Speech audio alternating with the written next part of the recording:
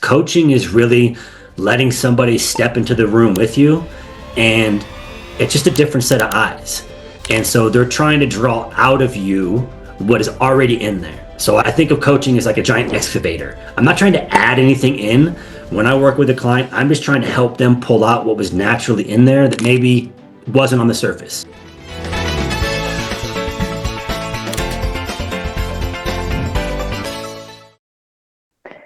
Good morning, afternoon, or whatever it is, wherever you might be, and having the opportunity to chat with us today. Welcome to Ore-atory. I am Lindsey Schultz, your host, and today I have Stephen Dummit with me from Tradewinds Leadership. And so welcome, Stephen. Lindsey, thank you for having me.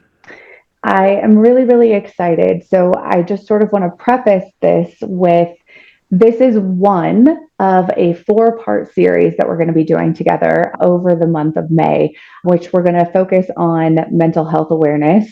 And I think that you have a very unique lens and opportunity to share your knowledge with so many individuals, I think, that are thirsty for it.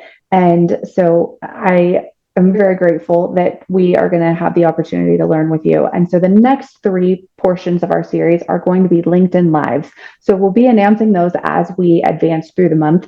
So if you have any questions or want any further information, we will have all of that linked to both sets of our LinkedIn information. But with no further ado, let's dive in. So Stephen, I think that my first question leading off most often is, what's getting you excited about your work at this point? What is getting me excited about my work? There's a ton that gets me excited day in and day out about what I do.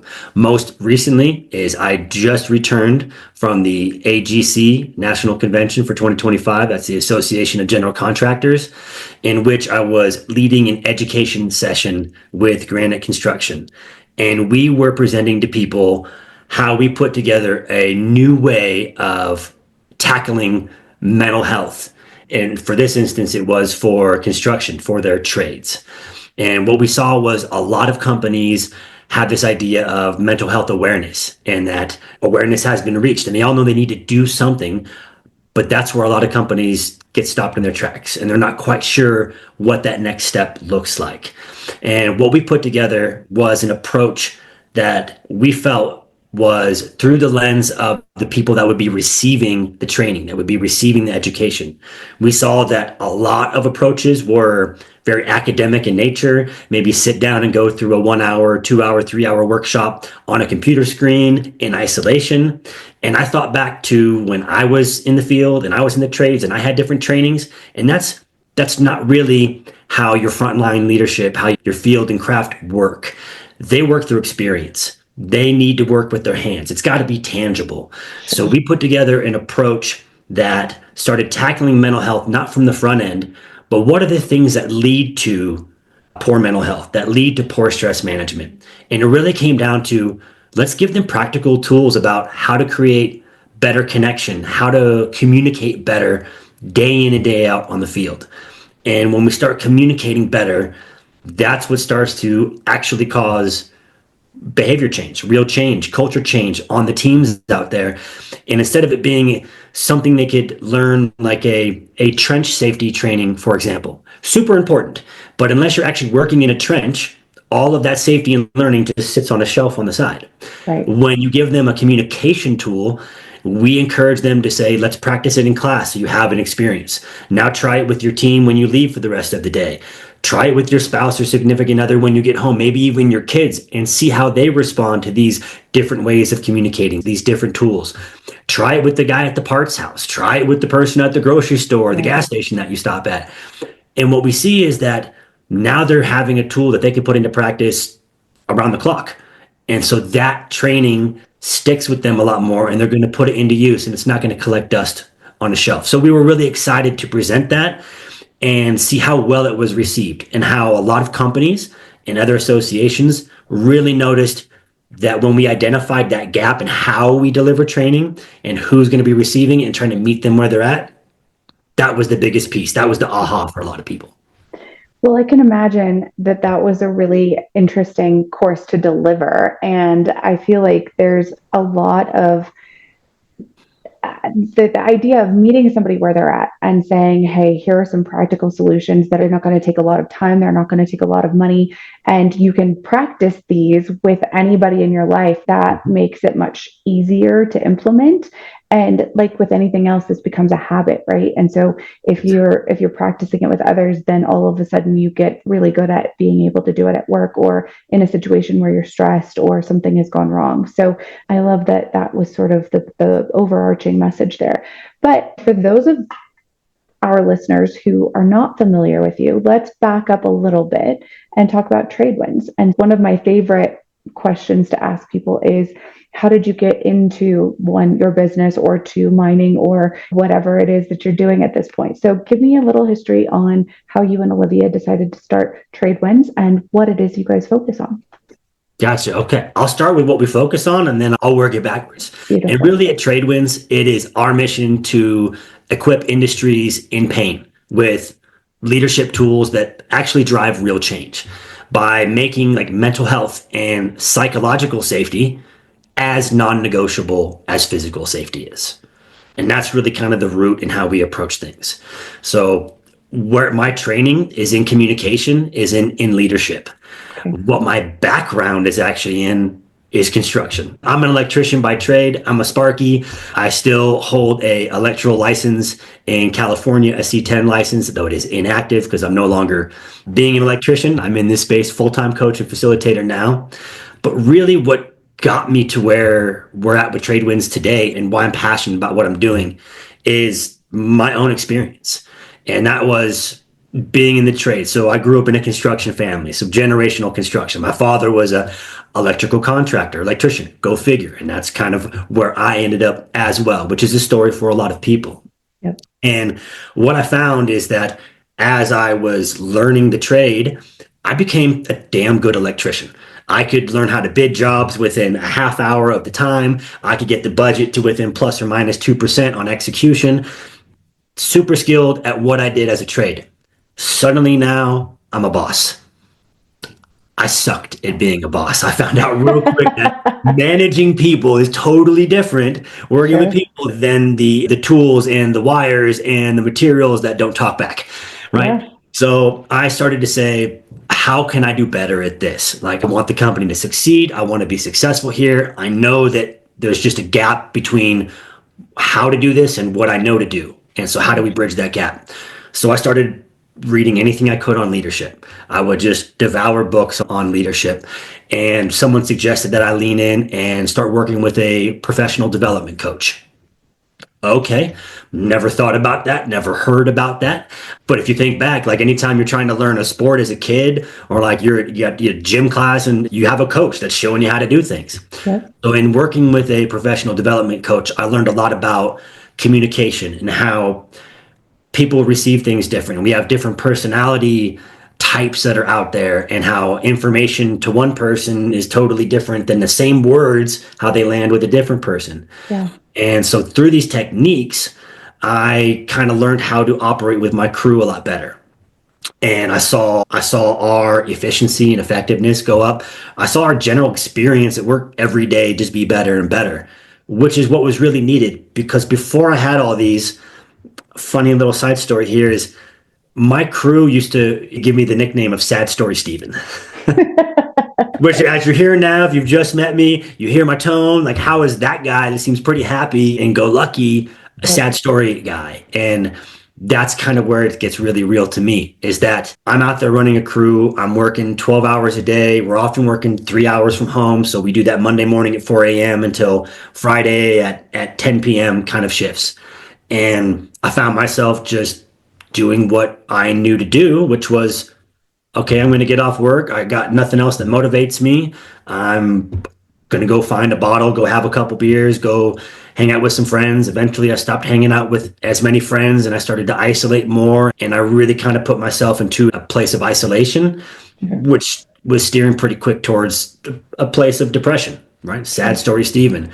to the point where a general might be asking like, hey, we need you to stay 3 or 4 hours to get this thing done. And my answer is like, well, yeah, that's fine. I got nothing going on anyway. And my crew's behind me like, well, hey, we do. Like, we have plans.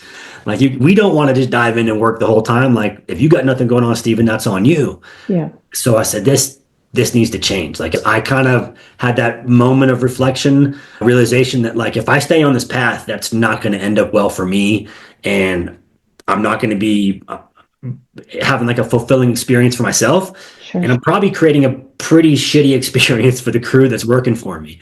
So, and learning how to communicate better. I learned how to communicate with myself better, how to identify things that I was doing, how to lean in to my team a lot more and create that sense of purpose and create that sense of support.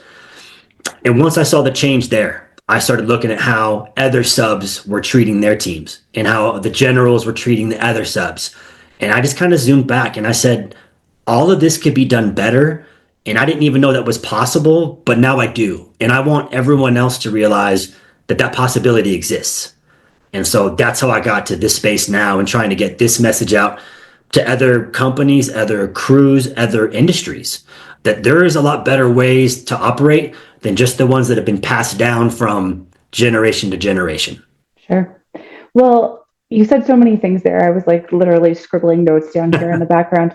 But first of all, thank you for sharing that, because I think that that story really resonates likely with a huge population of individuals that I get to work with in the mining industry, certainly construction and any area where you're really, or long hours or field work or rotational scenarios.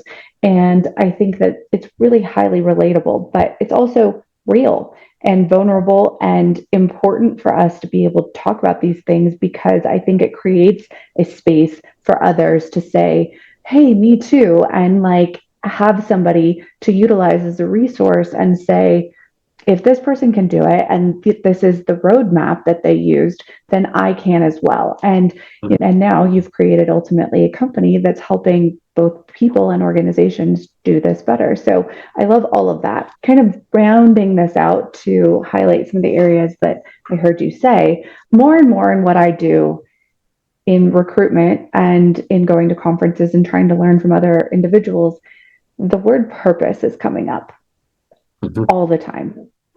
And while we all have to sort of work to make a living, I think that the idea of intentionality and purpose from not only ourselves, but the organizations that we're joining and having similar values is really important.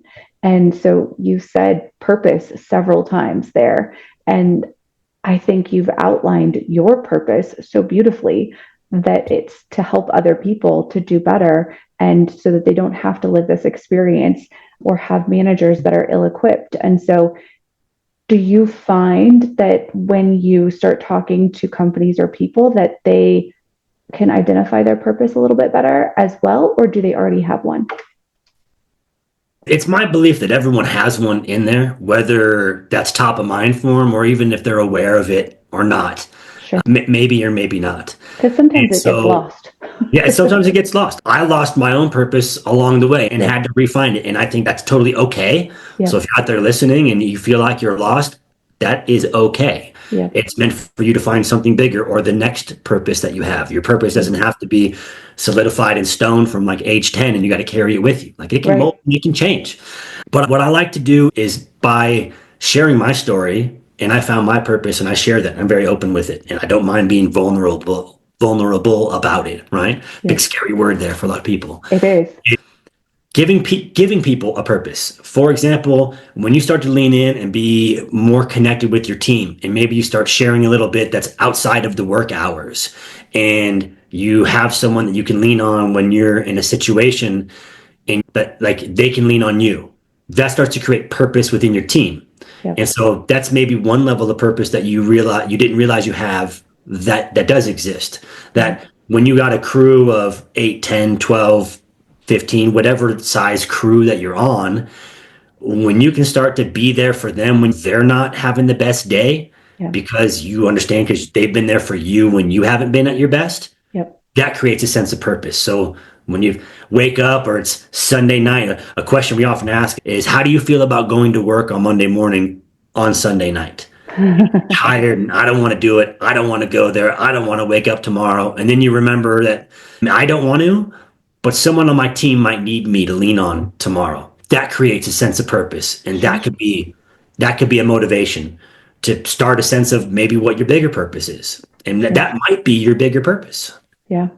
No, and I love that because I find that we all have that moment where perhaps you'd like another Sunday. Absolutely.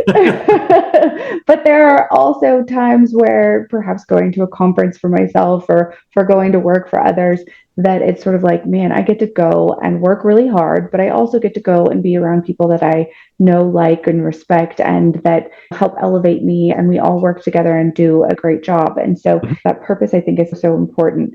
And I love that and in many of my other podcasts, one of the earlier ones, I talked to a friend of mine, Jason Fearnow, and we talked about why coaching, right? And the power of coaching. And I just really appreciate that we have resources and that they're becoming specialized in all these different areas so that we can all level up a little bit differently than like going to a traditional MBA program or a school or a trades program or something like that. Because being a better manager is exactly what you said. It's taking a deep dive, reading all of the books, talking to people, listening to podcasts, going through coaches and figuring all of this out. And so just to kind of like bring things home, I think that coaching is just such a powerful thing, whether it's individual or group.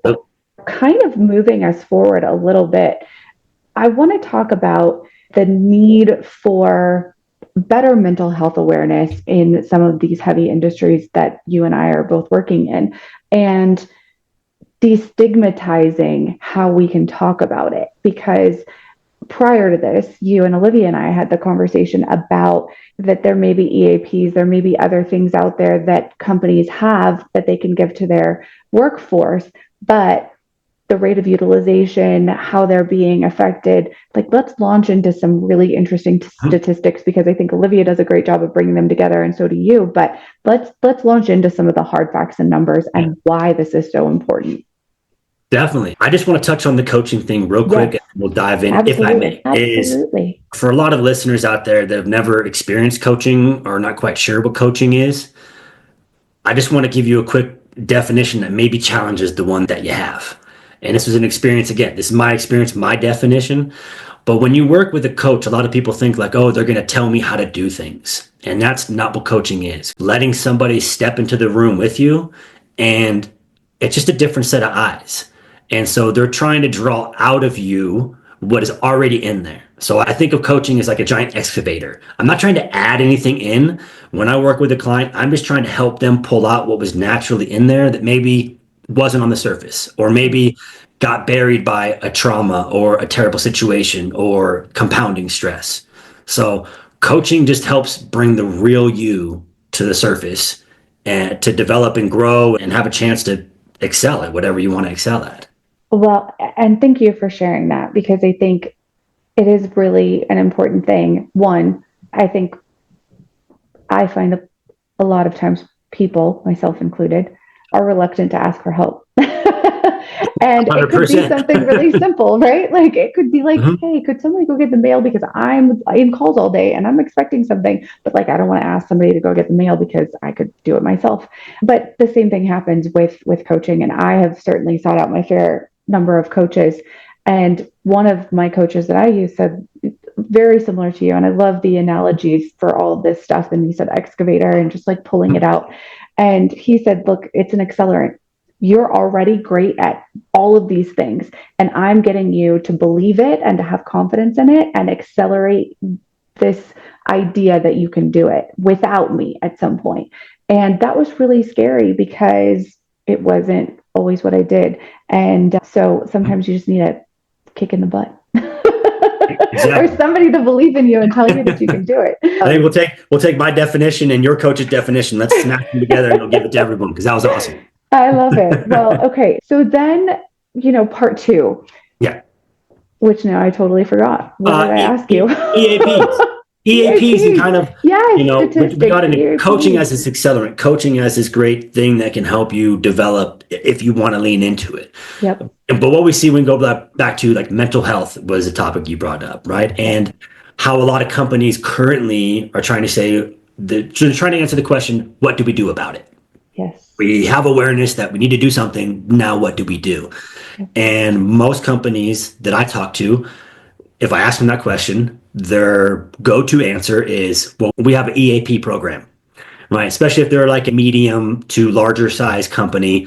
Back when I was running a company, I had a crew of, at one time, 16 field technicians and myself. We didn't have an EAP program. We were too small for it. And that still holds true for a lot of smaller companies' outfits. But when you have an EAP program, though I think that they're super useful and companies take a lot of time and effort and money and they put them into these EAP programs.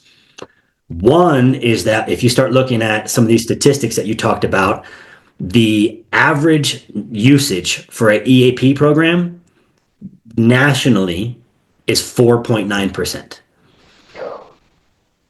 And again, that's an average. We just presented, I mentioned with Granite Construction, and when they looked into some of their stats, they had two different numbers. They had salary staff was an average usage of 16%, 16 or 18%. So, and then their field was 4%. So as far as their craft, they were below this 4.9 national average. Yeah. And so that to me points to a problem. That though the EAP might exist, this employee assistance program might exist and have good offerings in it, it's only as good as it's being used. And if it's not being used, then it's not providing the help that companies think that it's providing. Yep. And so a lot of what I look at is what can be done up until the point that someone might actually want to lean in and use an EAP, which is already difficult because, as you mentioned, to use it, you have to say, I need help, or I'm looking for help, I'm looking for assistance. And there's a lot in construction and mining and extraction that has this culture of you don't do that. The stigma says that you're less than, that you're weaker, that you're insufficient, that you couldn't handle it on your own, that it's a punch in your man card, if you will, if you have to ask for help. And that is, I think, stopping a lot of people from even leaning in and considering using an EAP.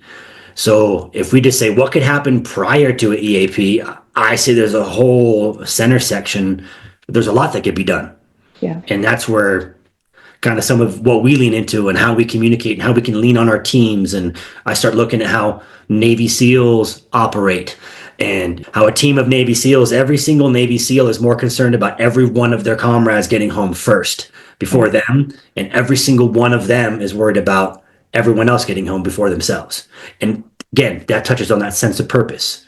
Making sure everyone on my team gets home first is a sense of purpose. Sure. So how can we create that in the field to where maybe these craft, these talent are getting some kind of relief and help in the field and start to battle back against that stigma? Like, hey, if you're not having a great day, you don't have to back the dump truck up and tell me everything going on, but just let me know, like, hey, I had a situation this morning. I got in a pretty big fight and I'm kind of distracted. It's weighing on me. Like, hey, man, I got you. I'll handle this harder thing today for you and you handle this thing. You don't have to tell me the details. We don't need to know all that stuff. It's not pouring our heart out and letting it all go, but we can acknowledge when we're not having our best day for this one sentence version of a given reason. Sure.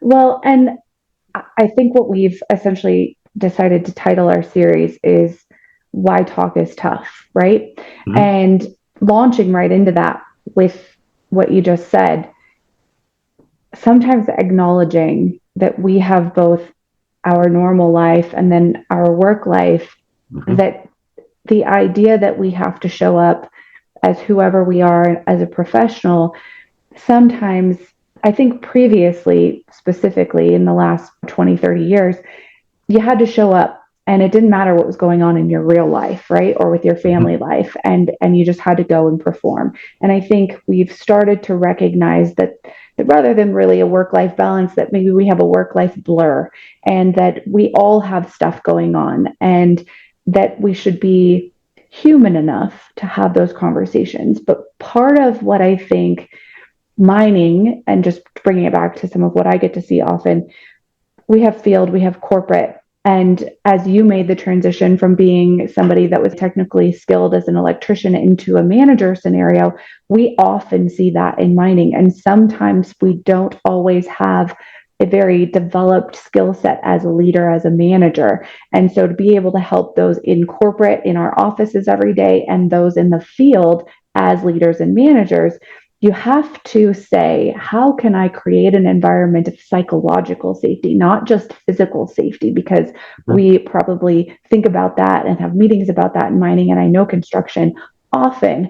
But how do we start with this foundation of creating psychological safety? And just that example that you provided, like, hey, I'm not feeling 100% today. I don't need to go into the details, but I'm establishing a relationship where other people are saying, hey, I've got you. Like, that is establishing psychological safety to some component, and having managers that will say, it's okay that you've shown up and that you are at 60, 70%, but we've got somebody that can act at 100% today and sort of insulate you. I think that that's really a good place to start with some psychological safety. But let's go into that a little bit further. Yeah. Because I'm sure you have some really cool ideas and ways that you've seen this work. Yeah. Psychological safety is a big one. And again, I hope to make enough change in many industries that are high pressure industries to bring it to the same level as physical safety, because it is just as important. It is. And really it comes down to what kind of training are companies giving their managers, their field managers, their frontline managers. The typical scenario, like you described, is if you are the best individual contributor or technician. A metaphor I often use is if you got a group of 20 computer builders and you're the best computer builder in the group, they say, great, you're now the manager of the other 19 computer builders. That's right. I was really good with my hands in building computers. I know nothing about managing people. And oftentimes we promote those that are the best performer to the level of management, which is, I don't think, a bad choice. But what we're missing is management is an entirely different skill. Are we giving them the skills training, the tools to be an effective manager, to be not only effective, but to be an amazing manager? Because managers are one of the biggest determining factors of employees' experience at work. Yeah. And so that is really, I think, how we start to approach it is let's give those communication and connection tools and understanding tools to a manager, where a manager can at least reflect and say, I'd hate to be judged on my worst day. If this person had the courage to come up to me and say, I'm just not at my best today. Yep. And if it's maybe the sentence is just that short, not even a reason. The manager to have enough empathy, which is a scary word to put out there in the field, to say, hey, I remember when I was having a really tough time one day, and so had my back. Like, I got you. Let's have so-and-so do the heavy lift today. I'm going to have you tackle this other job.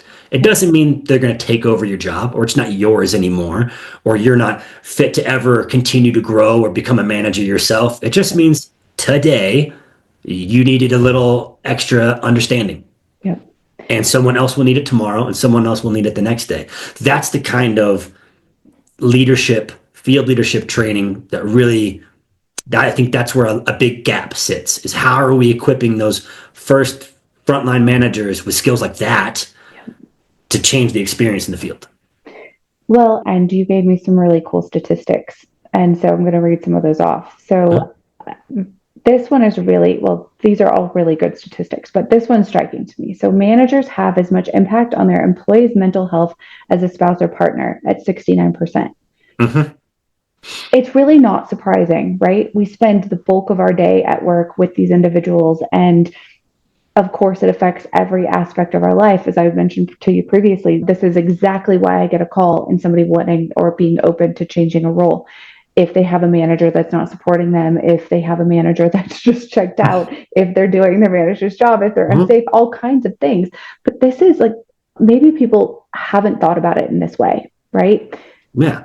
And so it's amazing. Go ahead. It's just an amazing statistic to see. Yeah, this is a staggering one for me. And oftentimes we'll lean into these other ones that are more mental health related, or the suicide rate statistics, which are also jaw dropping. Yeah. But to keep it on the statistic about managers, that study came from a Gallup poll. Okay. And it's for 70% of your workforce, the manager has as much impact on their life as their spouse. That is huge. We usually think of like, oh, like you said, compartmentalize. Work is work, and then off work is off work, Yeah. right? And then we're able to separate them. And the fact is that we can't. We're whole humans every day, and whatever happens at home, we bring to work. Whatever happens at work, we bring home. And so, if you're working 40, but let's be more honest about it, 60 to 70 hours a week. When we get into mining, now we're talking about a rotational schedule where you've got 2 weeks on, 1 week off. Mm-hmm. You are with the people on your team and that manager probably more hours in a week if you were to break it up by hours. Yep. Than your significant other, your partner, your spouse. Yep. They're going to have a huge influence on your mental health and how you experience life and whether you're in a good or a bad mood. What if we could create a scenario where instead of getting home from work each day or after 2 weeks, and we just want to back up the dump truck, like I say, and bitch to our partner about everything that was going on? Yeah. What if we came home and said, yeah, some bad things happened, but let me tell you about how awesome this experience was. Let me tell you how much Billy or Bob or Joe had my back and how much it meant to me. Yeah. That's a totally different conversation and energy that we're going to bring home, which is going to promote a better home life, which when we have a better home life when we're off, guess what happens? We bring a better version of us back to work. Yep. To where when that adversity hits, when someone else is having a problem, that gives us more resilience to be like, hey, I got you. How can I support you? Even just that question, teaching people to ask that question, how can I support you in this? Not, hey, that's nothing. You don't know what I had to face. Not We've all heard that version. Not helpful. Right. We've all got that version of we've heard from our father or some mentor or somebody. I had to walk uphill in the snow 6 miles both ways, barefoot, instead of just like when someone has a situation saying, man, that sounds terrible. How can I help you? That's exactly right. Well, and I mean, there are so many good statistics here that you sort of supplied me with, but tying in to what you just said, this one says teams with highly talented managers achieve 48% higher profitability, 22% greater productivity, and 30% better employee engagement scores as teams with less talented managers. And again, this isn't a surprise, but it's quantifying some of what you know in practice, right? And I always draw a likeness to high functioning teams or small groups that are really powerful within organizations to like sports teams that are winning, right? Because it's always so much fun to watch like a basketball team that's just going back and forth and doing all of the parts that they need to do and making shots and everyone's cheering, and like watching that from an organizational standpoint can be similar when everyone is well supported and functioning like a little sports team internally. And so those statistics are just really cool because it basically reinforces why we should be practicing some of what we're talking about right now. Exactly. And that's really where we lean on some of the companies. And again, these are from a Gallup poll that's more kind of universal across the map as far as industries. It's not like one particular industry. But using the sports analogy, I always sometimes talk to people about like the Harlem Globetrotters. Right. So they're known for their crazy basketball skills and they can spin and juggle 5 balls at once and all these things. But when you put them together, do they play as a team? And they didn't perform very well as a team. Yep. Whereas you can take a team that might not have any standout all-stars, that has no Michael Jordans, no pro level players or the all-stars, I'm trying to say. Yep. But when they actually play together as a team, they will take down anyone they go against because they're looking out for each other. And so it's that kind of efficiency, that kind of effectiveness is that 48% higher profitability. Yep. If every time I'm on a job site and I'm back with my electrician days and I got to go to the truck and I think about what do all the members of my team need while I'm at the truck, not just what is the part that I needed. Maybe I know, hey, this thing's coming up. We're trying to get from A to B. They might need these tools. It's as simple as I realized I needed a bottle of water because I was thirsty and my water was empty. Do I grab a bottle of water for everyone else on my team and take the 5 minutes to cruise around the job site and hand them out? Everyone on my team says, oh, thanks. Thanks for thinking of me. Next time they go get water, they're going to think about everyone else. Next time they get a part. And so now you get this well-oiled machine. And that's where productivity starts to go through the roof. Well, and it's really cool to watch that happen. And I think that sometimes we have this idea that this has to be top down, right? Mhm. That management has to say, we're going to buy into this. This is something new.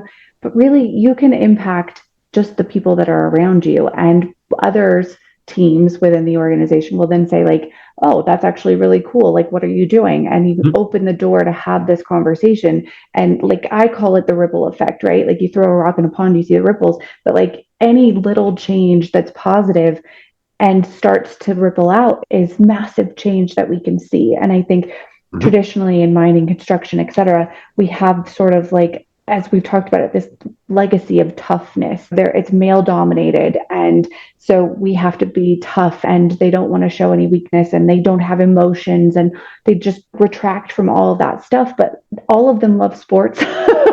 They love to see a well-oiled team. They like to be high functioning, and some of these small changes from just a supervisor, manager, peer level can make all of the difference in both establishing psychological safety and higher functioning teams and retention and Mhm. buy-in and all the rest of the stuff that like at some point I'd have to say that this would be pushing and leveraging management to say like this is really powerful and we should Mhm. formalize it and study whoever put this into play in the beginning. So, I like organizational development, so I always think about it from that spin. But Yeah. what you're talking about can be one tiny thing that becomes pervasive. It's exactly that. It is the ripple effect that you just described.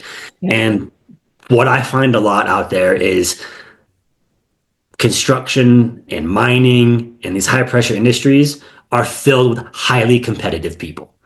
So let's use that, Yep. right? They're all on different teams. And whether we told those teams they're competing against each other or not, they probably are because that's just the nature of what we Just do. how it goes. And it helps us find some joy and some fun at work. Yeah.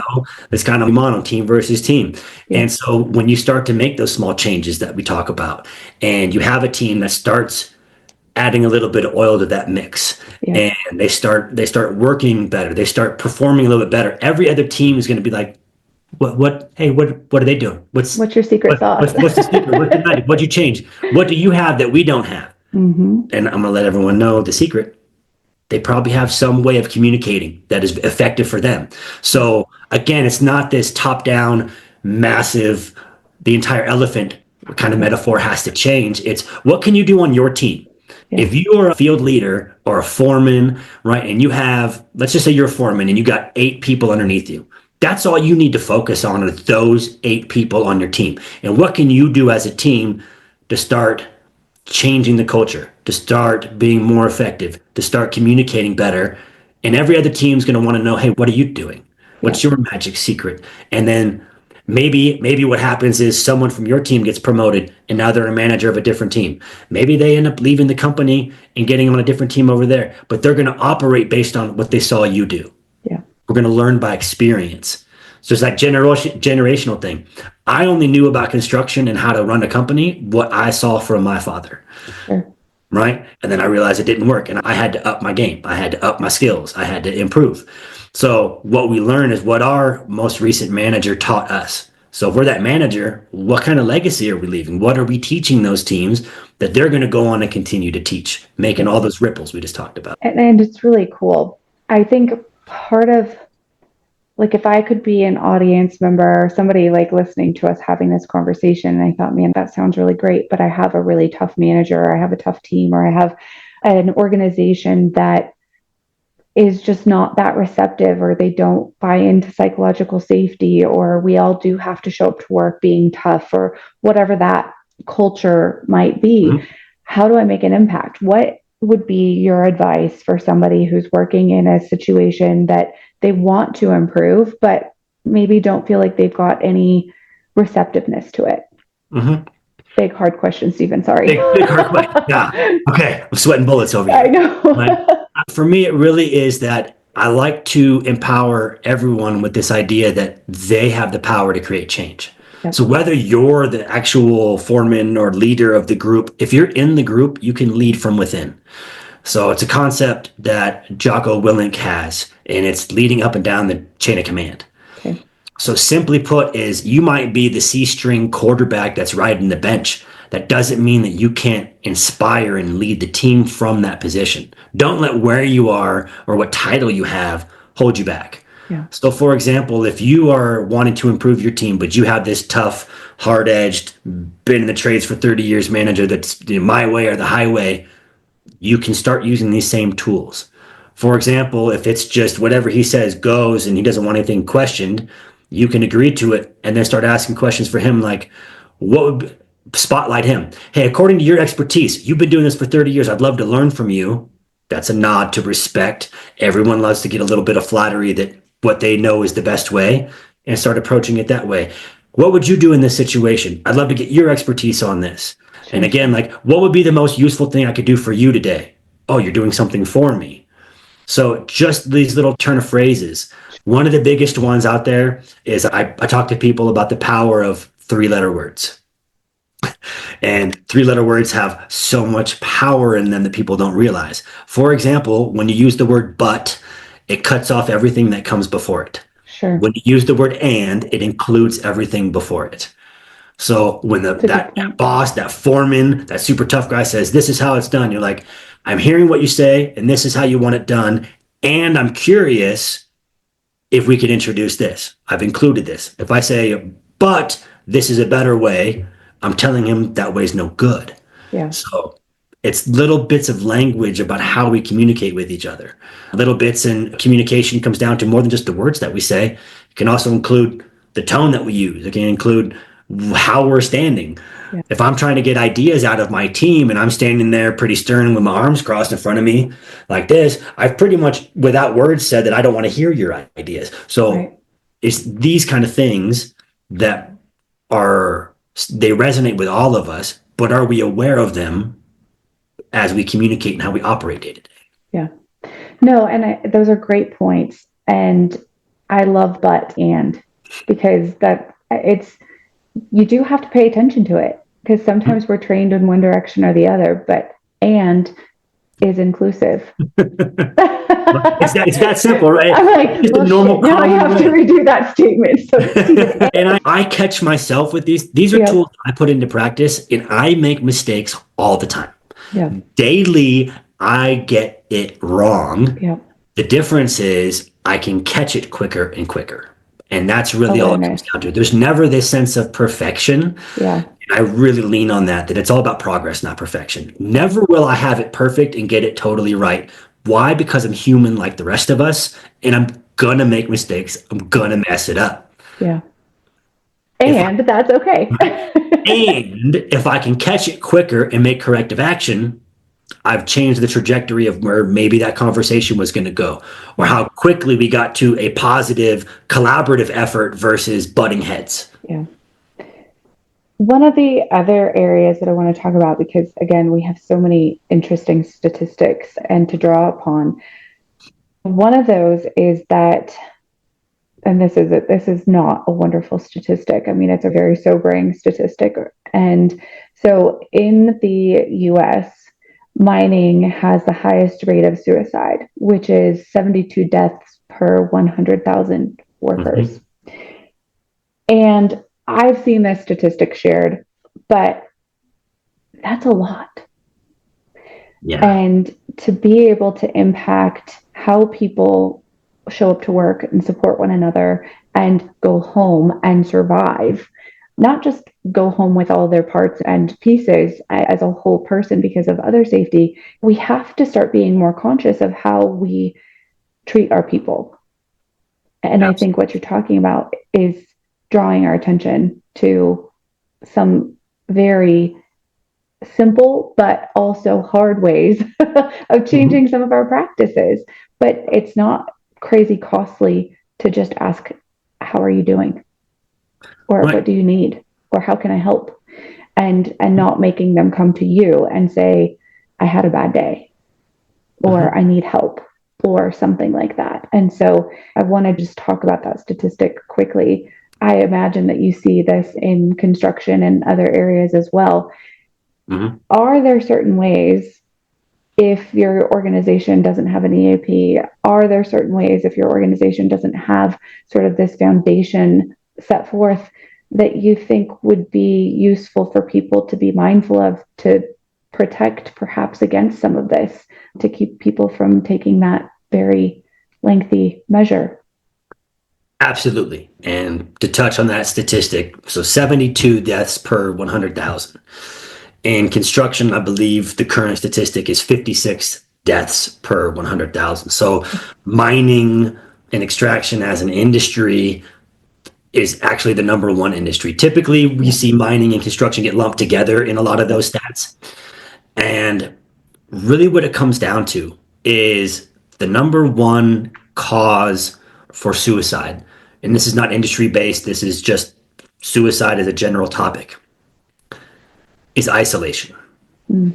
It's not a lot of other factors. In Nevada, a lot of people say, oh, it might be gambling or debts or this big sense of loss or potentially grief loss, a family member Sure. loss. It really comes down to isolation. And that to me speaks volumes because isolation is the opposite of communication. Yeah. So if people, like you say, come home intact physically and they have all their fingers and their hands and their arms, right, and they're physically whole, but they're not able to share anything with anyone or they're not able to connect with another human being. We are social creatures. Yeah. So the first step for me is not let's get them to talk to a doctor or a psychiatrist or a therapist or a coach. These roles are needed. These professionals are awesome. I highly encourage that part of the industry to stay growing. Yeah. What can we do before it gets to that point? And that to me is how do we remove isolation? Let's Yeah. communicate better. And let's start making it okay to talk about some of these things that we face or that we're Sure. not having a bad day or to have that check-in and really to not have to leave it, like you said, to people to always bring it up. Can we just pay enough attention to those that we work closest with day in and day out to know what their normal is? And then when they're not acting normal, to say something and not be like, oh, Joe over here, yeah, he's acting weird today, but he'll figure it out. No, let's just go over to Joe and be like, hey, Joe, just you're acting outside of your normal today. Like, hey, what's the biggest thing you're facing right now? Like, tell me Yeah. about what happened over the weekend, Yeah. right? And again, I'm always going to encourage open-ended questions to help Sure. foster communication and conversations. I think if nothing else, asking someone if they're okay is better than silence. Sure. But when we ask someone if they're okay, we all know kind of how that goes. We're going to get good, okay, fine, yeah, sure, some other four-letter answer. But when we start to ask a little bit better question, like, hey, what's the biggest thing? What's the biggest hurdle you're facing right now?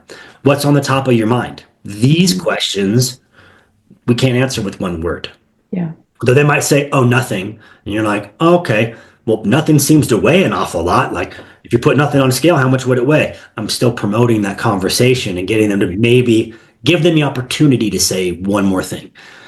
And that's really where the conversation starts. I think what you're also doing is expressing interest, Yes. right? And expressing interest in someone who doesn't think that they deserve it or that they're feeling really isolated or pushing all of that away. It's hard to come up with a lot of really bad answers.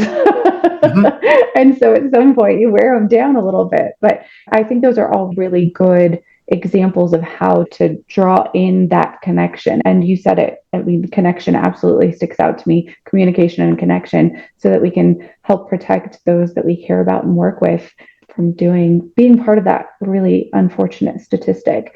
And one of the other areas that you gave me was a study from coal miners in the Appalachian region here in the US said that 37% of current and former miners surveyed reported systems consistent with depression disorder, and 40% provided responses consistent with clinically significant anxiety. And so there are more statistics that go along with this, but like, holy moly. I mean, I would have to imagine that perhaps that's in coal, but like that could probably translate to any of the metals or materials that we're looking at. And I wonder what's contributing to that.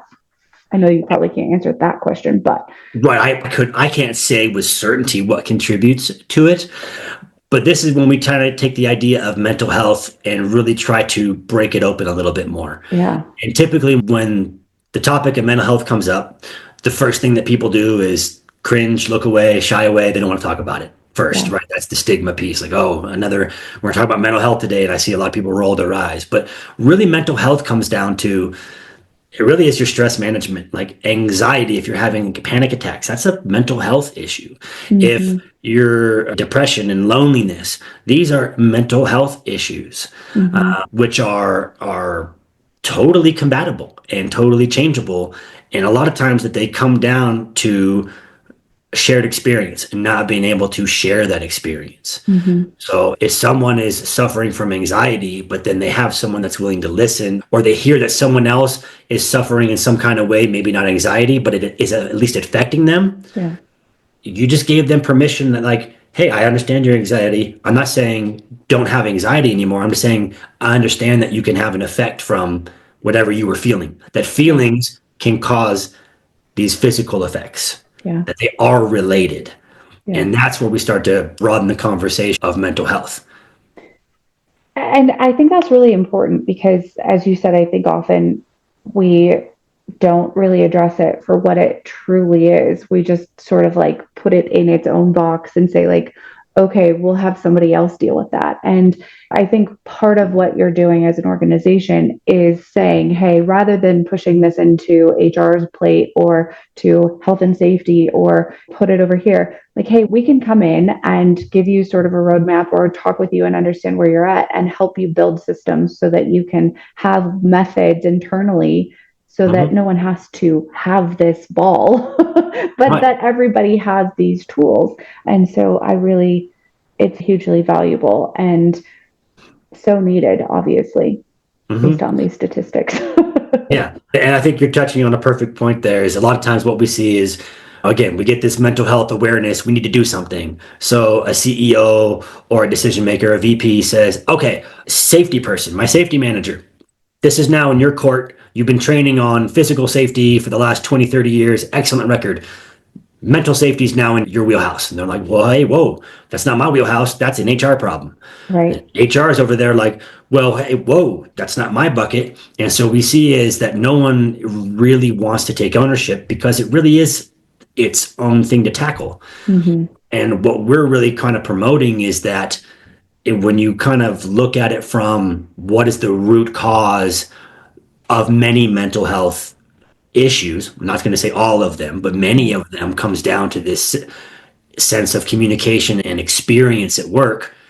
If we start tackling that from the front end, we get improvement in many different measures. So a Yeah. lot of times we use the term lead and lag measure. So if we're leading with communication and connection as what we're trying to affect, the lag measure is we're improving stress management, we're improving mental health, we're improving productivity, we're improving efficiency, there's cost savings.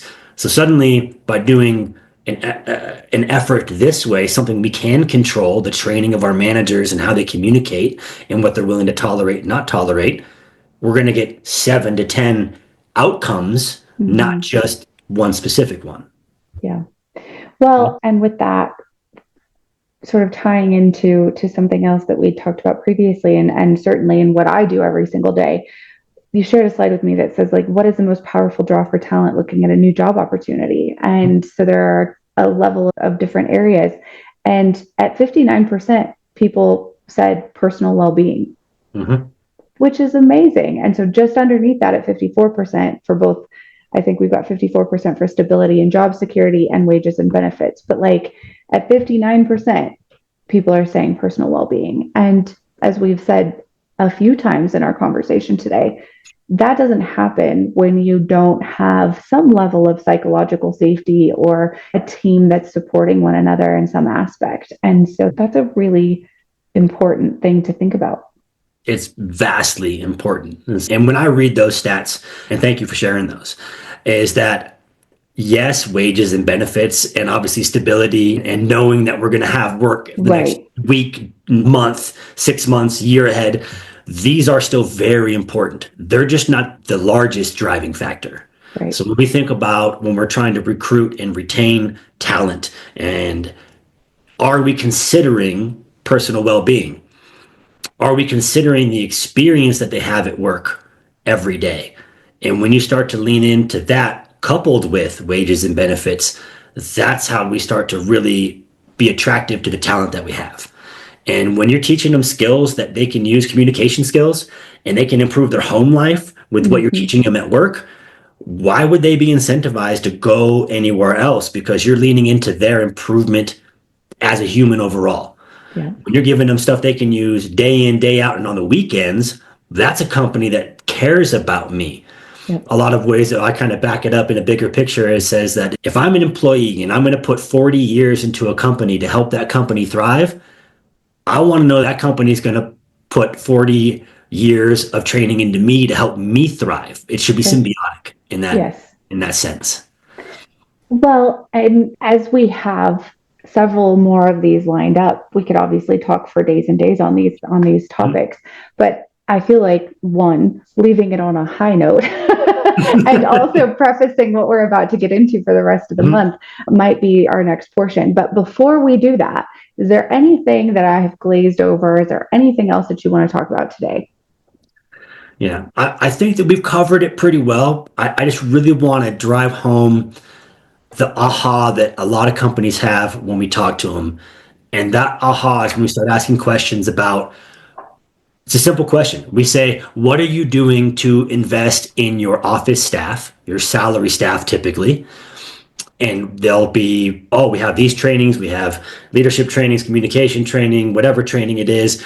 And we might ask them, like, how much do you think it's per person you're investing in? And they have no problem naming off, oh, five, six, eight, nine, $10,000 per office person. We're going to invest in their not only skills training, but leadership communication training, everything else. And then I just turned and asked a question. I said, well, how much are you investing per person in your field, in your craft, in your talent out there? And usually I get met with a big eye roll because they're trying to find a number. And I'll let companies know, like, if the answer is zero, that's okay. That's not uncommon. And so that to me is the biggest gap that I really want to put like a megaphone on, is just that idea of, think about how much we invest in one side of our company. Mm-hmm. Are we investing in the entirety of our company in the same level? Yeah. Now, what we're going to do for field, for craft, for talent, for those frontline leaders might be different training than what we're going to give an office as a salary staff. But the idea that both deserve that opportunity for growth and development and skills training, and just as a human and as a leader and as an individual, they both deserve that opportunity. Well, and the way that that pays off throughout the rest of your organization has to be significant as well, right? And so I would imagine that even if it's a relatively small level investment for those that are handling sort of your frontline work, but they wind up having all these tools, that your ability to retain them is significant. And I can vouch for the fact that they're hard to find and getting harder. So retention is so important, but also creating a organization that is people focused and doing great things is an awesome way to attract talent to it. So it's sort of like this giant wheel that reinforces one thing and another. And as you said, I think that the idea of having the ability to do some continuous learning and improvement, both at home and at work, with something like this is just really cool. And so I'm excited to have the rest of our conversation. So I will sort of thank you for being here today and for the next rest of the month. But we have 3 more episodes. I'm not going to tease all of them out at the moment, but you will see sort of releases from us as we get closer to them. They're going to be LinkedIn Live, so they'll be interactive. So come and join us, and we'll have the ability to ask questions, engage with Stephen and myself, but he's the expert. So I'll just be here sort of like reading questions in the background and statistics because I love them. And yeah, thank you all for being here and joining us. And Stephen, thank you for teaching me something new every single day. Thank you very much for having me. It's been a blast. Looking forward to the remainder of our talks. And for all the people out there listening, feel free to fire the questions at me, at us. I love being put on the spot. It's my favorite place to be, very pressure prompted. So if you have the question, please ask it. Yeah. And even, I mean, I would also encourage, we'll share contact information, websites, LinkedIn's, etc. But as we post this, feel free to add to the comments and we will do our best to answer those questions in advance of our next one, or take information from those of you who decide that you want to join us live so that we can prepare anything in advance. So thank you again. And I will talk to you soon, Stephen. All right, thank you.